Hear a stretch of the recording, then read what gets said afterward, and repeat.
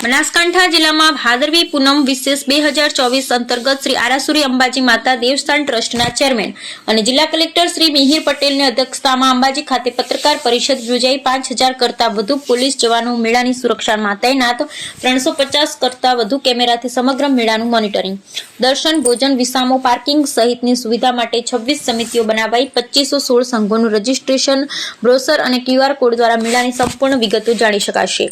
યાત્રાધામ અંબાજીમાં 12 થી 18મી સપ્ટેમ્બર દરમિયાન ભાદરવી પૂનમનો મહામેળો શરૂ થઈ રહ્યો છે ત્યારે મેળાના સુચારુ આયોજન અને વહીવટી તંત્ર દ્વારા મેળામાં કરવામાં આવેલ વિવિધ વ્યવસ્થાઓની માહિતી અને તૈયારીઓ અંગેની જાણકારી આપવા શ્રી આરાસુરી અંબાજી માતા દેવસ્થાન ટ્રસ્ટના ચેરમેન અને જિલ્લા કલેક્ટર શ્રી મિહિર પટેલની અધ્યક્ષતામાં કાળીદાસ મિસ્ત્રી હોલમાં પત્રકાર પરિષદ યોજાઈ હતી, જેમાં દર્શન વિસામો ભોજન પાર્કિંગ સુરક્ષા સલામતી પ્રસાદ પ્રખરખા સફાઈ પાણી ટોયલેટ સહિતની સુવિધા અને સગવડતોને કરવામાં આવેલ વ્યવસ્થા અંગે વિગતવાર માહિતી પૂરી પાડવામાં આવી હતી।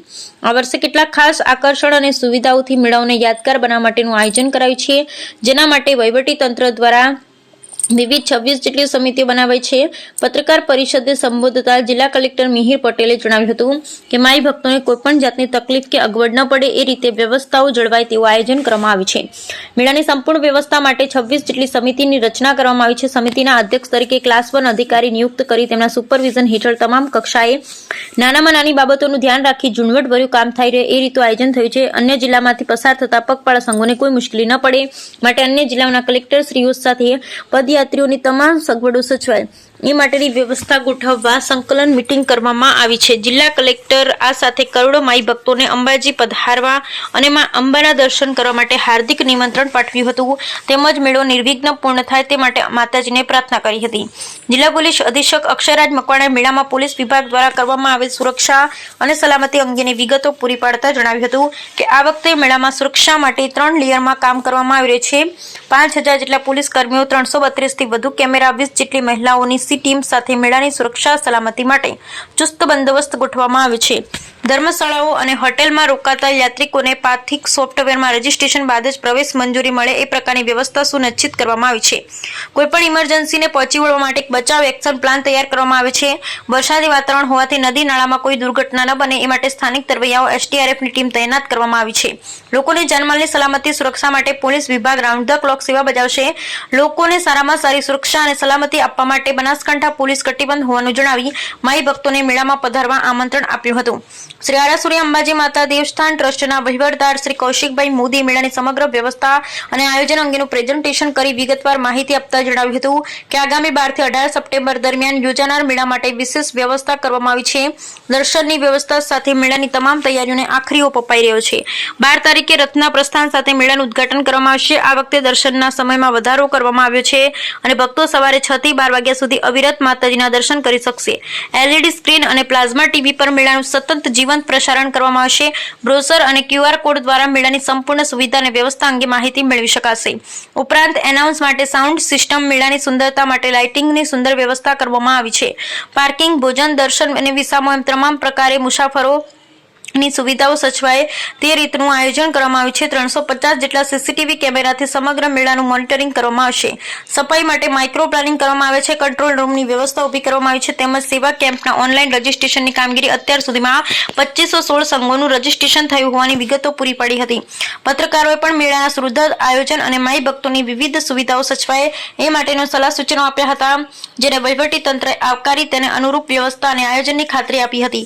આ પ્રસંગે જિલ્લા વિકાસ અધિકારી શ્રી MJ નબ્બે, નાયબ પોલીસ માહિતી નિયામક શ્રી કુલદીપ પરમાર સહિત જિલ્લાભરમાંથી ઇલેક્ટ્રોનિક અને પ્રિન્ટ મીડિયાના પત્રકાર મિત્રો ઉપસ્થિત રહ્યા હતા। આ બ્યુરો રિપોર્ટ રામજીભાઈ નાયગોર, બનાસકાંઠા। આગામી 12 સપ્ટેમ્બરના રોજ ભાદરવી પૂનમનો મેળો જ્યારે શરૂ થઈ રહ્યો છે ત્યારે ઘણા બધા જે પગપાળા સંઘો છે એ માતાજીના દર્શનાર્થે ચાલતા નીકળી ગયા છે। ઘણા બધા સંઘો ચાલતા નીકળવા માટેની તૈયારી કરી રહ્યા છે। ઘણા સેવા કેમ્પો પણ સ્થપાઈ ગયા છે। ઘણા સેવા કેમ્પો ટૂંક સમયમાં શરૂ થવાની તૈયારીમાં છે। ત્યારે હું દેવસ્થાન ટ્રસ્ટ વતી અને જિલ્લા વહીવટી તંત્ર વતી સમગ્ર રાજ્ય, દેશ અને વિશ્વના ખૂણે ખૂણે રહેલા તમામ માઈ ભક્તોને આ જે ભાદરવી પૂનમના મેળામાં પધારવા માટેનું હાર્દિક નિમંત્રણ આપું છું। જિલ્લા વહીવટી તંત્ર બનાસકાંઠા વતી તથા પવિત્ર વિકાસધામ યાત્રા બોર્ડ તરફથી, જિલ્લા પોલીસ તંત્ર તરફથી જે પણ મેળામાં શ્રદ્ધાળુઓ આવવાના છે એમને કોઈ પણ જાતની તકલીફ ના પડે તેના માટેની સમગ્ર તમામ ટીમો દ્વારા સમગ્ર તૈયારી કરવામાં આવી છે અને હાલમાં પણ તૈયારી પૂરજોશમાં ચાલી રહી છે. ફરી એક વખત તમામ માઈ ભક્તોને આ ભાદરવી પૂનમના મેળામાં પધારવા માટે, માતાજીના દર્શન કરવા માટે, આશીર્વાદ લેવા માટે હું સર્વેને હાર્દિક નિમંત્રણ આપું છું. ધન્યવાદ. જય અંબે. શક્તિ અને આસ્થાનું કેન્દ્ર એટલે કે મા અંબાનું આ પવિત્ર યાત્રાધામ એટલે કે અંબાજી, દર વર્ષેની જેમ આ વર્ષે બી ભાદરવી પૂનમનો મહામેળોનું આયોજન તારીખ 12/9 થી 18/9 સુધી કરવામાં આવેલું છે. આ દિવસો દરમિયાન આશરે 40 લાખથી વધારે યાત્રીઓ જે છે એ અંબાજી આવતા હોય છે, જેને લઈ અને રેવન્યુ તંત્રની સાથે સાથે પોલીસ તંત્રએ બી પ્રોપર રીતે આમાં મહેનત કરેલી છે અને બંદોબસ્તની પૂરતી સંખ્યામાં પોલીસ અને એના ઉપરી અધિકારીઓને મૂકવામાં આવ્યા છે.